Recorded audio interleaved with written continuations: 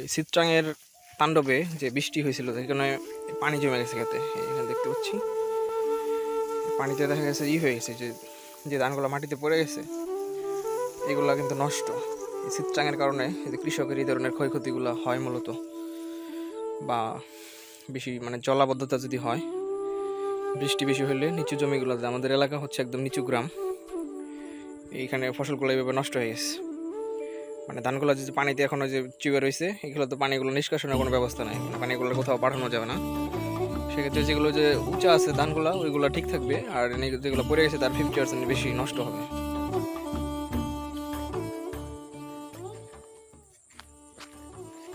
আসসালামু আলাইকুম। আজকে আমরা যাচ্ছি চিত্রাঙের কি ধরনের ক্ষয়ক্ষতি হলো আমাদের ধান ক্ষেতে সেটা আমরা দেখতে যাচ্ছি, এবং কি সেটা আপনাদেরকে দেখাবো। আমাদের হাতের ডান পাশে যদি তাকান সেক্ষেত্রে দেখবেন যে ধানগুলো পড়ে আছে, তার মানে এগুলো নষ্ট হয়ে গেছে। হ্যাঁ, চিত্রাঙের ঝড়ের কারণে কবলে বৃষ্টির যে অনেক 3-4 দিন ব্যাপী বৃষ্টি হলো, বৃষ্টিতে এগুলো নষ্ট হয়ে গেছে। এগুলো মূলত সম্পূর্ণ ধানই নষ্ট, মানে খড়গুলো পচে গেছে, ধানগুলো পচে গেছে, এগুলো এখনো পরিপক্ক হয় নাই, কাটার মতো উপযুক্ত হয় নাই। এই হচ্ছে আমাদের ধান ক্ষেত।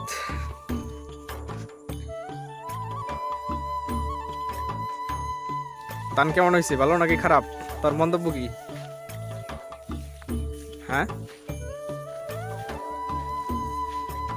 কেমন হয়েছে? ভালো হয় নাই বলতে কি কারণে হইলো না, তোর কেন মনে হইলো ধান ভালো হয় নাই, কি সমস্যা এটা জানাস না?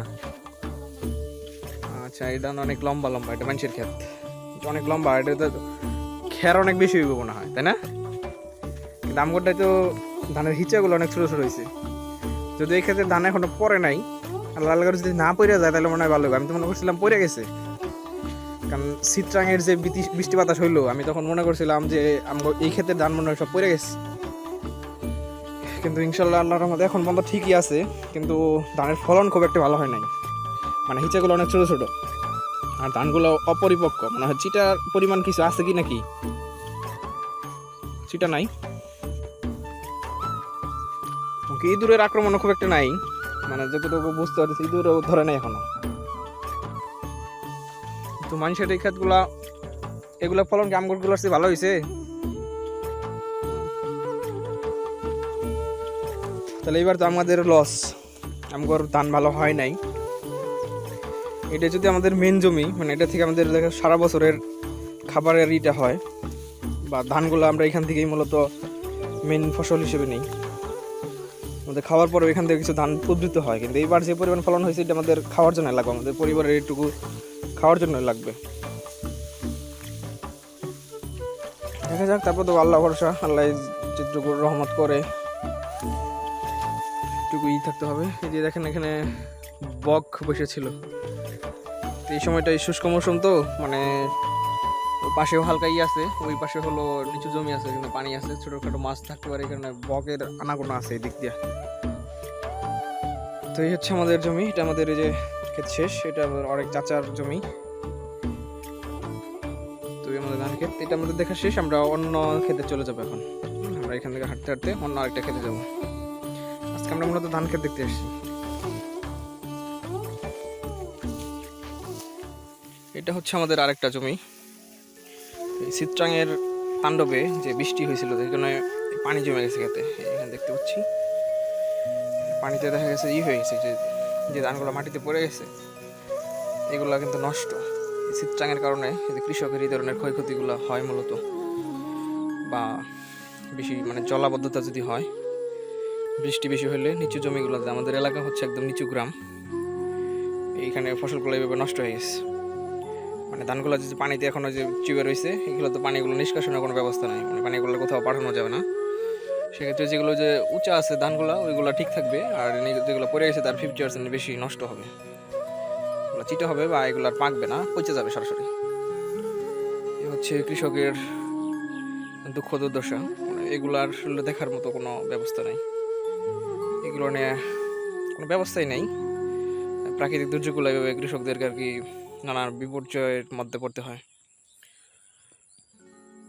তো আমরা আগাই, আমরা অন্য আরেকটা খেতে যাবো এখন।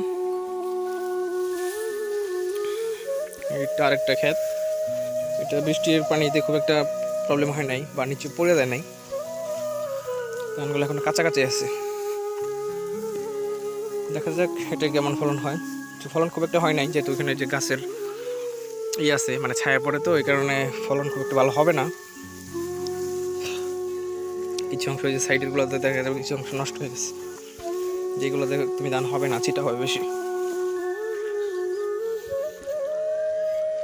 হচ্ছে এইদিকে কাঁচা, ওই জাস্ট রোদ না পাওয়ার কারণে এরকম হয়ে যায়। আর বাড়ির যে অংশগুলো থাকে, বাড়ির আশেপাশে থাকলে বা বাড়ির কাছের জমিগুলো যেরকমভাবে নষ্ট হয়, সেটা হচ্ছে ধানগুলো এরকমভাবে পড়ে যায় ছায়ার কারণে। এই ধানগুলো এরকম শক্তি পায় না, তো এইরকম অবস্থা। তো দেখা গেলো এইভাবে জমি নষ্ট হয়। এদিকে ধান হয় নাই, ওটা আরেকজনের বাড়ির ছায়ার কারণে এরকম ফলন এদিকে হয় না। ওইদিকে কিছু অংশ হয়েছে, কিন্তু এইদিকে এই যে ছায়ার কারণে ফসল নষ্ট হয়। আর এটা হচ্ছে গরুর জন্য ঘাস লাগানো হয়েছে, মূলত যেগুলো হচ্ছে ঘাস, একেবারেই নতুন লাগানো হয়েছে। এই জমিটুকু তো দেখা গেল ঘাস হবে গরুর জন্য। ঘাসেরটার নাম কি? পিউপিল মনে হয় না, কি জানো জাতীয় নামগুলো আমি জানি না যদিও। এটা হচ্ছে গরুর খাবারের জন্য ঘাস লাগানো হয়েছে। আর এদিকে কলার গাছ আছে, আর এটা হচ্ছে বট গাছ। এটা হয়তো যদি কোনো একদিন গাছটা বড় হয়, তখন মানুষ খেতে ধান কাটতে এলেও বা কাজ করতে গেলে রোদ লাগলে গাছের নিচে বসতে পারবে। কলা গাছ আছে পাশে, ওইখানে বাঁশের জার হচ্ছে, কিছু বাঁশ অলরেডি পিছনে বড় হয়েছে। দেখে কলা গাছ। এ হচ্ছে গ্রামীণ জীবন বা গ্রামের যে পরিবেশ, এগুলা। এ হচ্ছে বট গাছটা।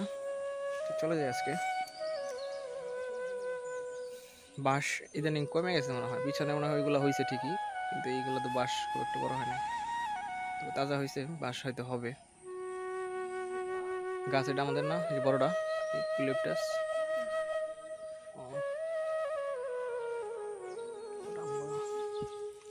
চল জায়গা।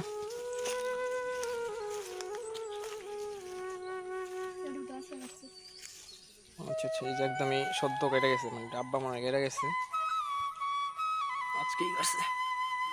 এটা আবার যদি কখনো আসি তখন দেখাবো না যে গাছ কিরকম হয়। যে এই যদি একটা একটা গাছ দেখা গেছে, কিন্তু এগুলোর থেকে অনেক মানে অনেক গাছ হবে, যেটা গরুকে খাওয়ানোর মতো ঘাস হবে।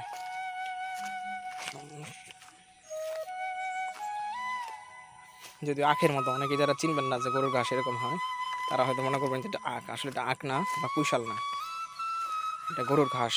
মানে দেখা গেলো শুষ্ক মৌসুমে যখন ঘাস থাকবে না গরুর, সেক্ষেত্রে আমরা কিন্তু এই ঘাসগুলো নিয়ে গরুর খাওয়াইতে পারবো। এটা তো কি ঘাসই লাগাইছে নাকি?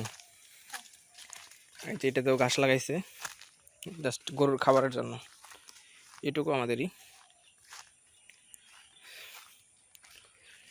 এরকম খণ্ড খণ্ড জমি হয়, এই যে খণ্ড খণ্ড জমির কারণে ফলনে প্রবলেম হয় বা চার সাইডে নষ্ট হয়, এটা কৃষকের জন্য ঘাটতি। কিন্তু কিছু করার নাই, জমি যদি খণ্ড খণ্ড থাকে কিছু করার থাকে না। এরকম চারদিকে শুধু মানে শুধু ধান খায় আর ধান খায়, এইভাবেই গ্রামের মানে ঐতিহ্য। মানে একদম মেন ফসলই, আমাদের অঞ্চলের মেন ফসল হচ্ছে ধান। আমরা এদিকে এখন যেদিকে তাকাবো, আমরা এখন ধানের মাঠের দিকে তো আছি, যেদিকে তাকাবো শুধু ধান খেত আর ধান খেত, চারপাশে শুধু ধান খেত। যদি এখনও ধান খেতের মাঝে পাশাপাশি কিছু বসত বাড়িও দেখা যায়, যেমন এটা আমার চাচার বাড়ি।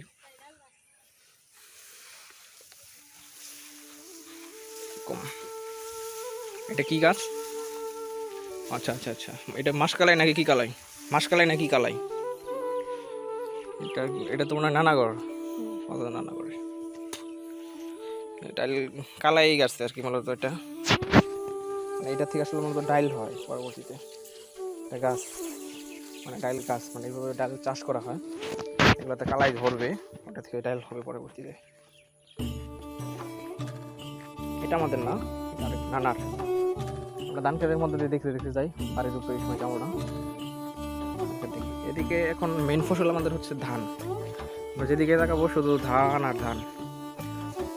এটা যদি এখন কাঁচা কাঁচা দেখা যাইতেছে, কিছুদিন ঠিক আর 15 দিনের মধ্যে সব পেকে যাবো না ওইটা, তখন একদম সোনালি যে ধান আমরা যে বইতে যে পড়ি, সোনালি ধান, সোনালি ফসল, ঠিক এরকম সোনার মতো আকার ধারণ করবো। ওই যে দূরে যেরকম হলুদ হলুদ দেখতেছি, ঠিক সেরকম আমাদের কিন্তু পুরো মাঠ লাল হয়ে যাবে, একদম স্বর্ণালী বর্ণ ধারণ করবে। তার মানে হচ্ছে ধানগুলো তখন পেকে যাবে, মানে কাটার উপযুক্ত। এখন এই ধানগুলো পরিপক্ক হয় নাই বা পাকে নাই, সেজন্য কাঁচা কাঁচা, পাতাগুলো কাঁচা। ঠিক ধানগুলো যখন পেকে যাবে তখন পাতাগুলো পেকে যাবে।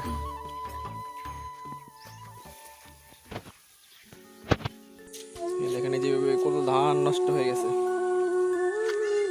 এগুলো সব পানিতে পড়ে গেছে, তার কারণে এগুলো আর হয়তো বেঁচে নাই, ধানগুলো পচে গেছে। এইভাবে কৃষকের ক্ষতি হয়, যে চিত্রাঙ্গের মতো যখন দুর্যোগগুলো আসে এইভাবে মানুষের ক্ষতি হয় কৃষকের। এই জন্য কৃষক আর কোনোভাবেই মানে কৃষি ফসলের সাথে উদ্বুদ্ধ হচ্ছে না।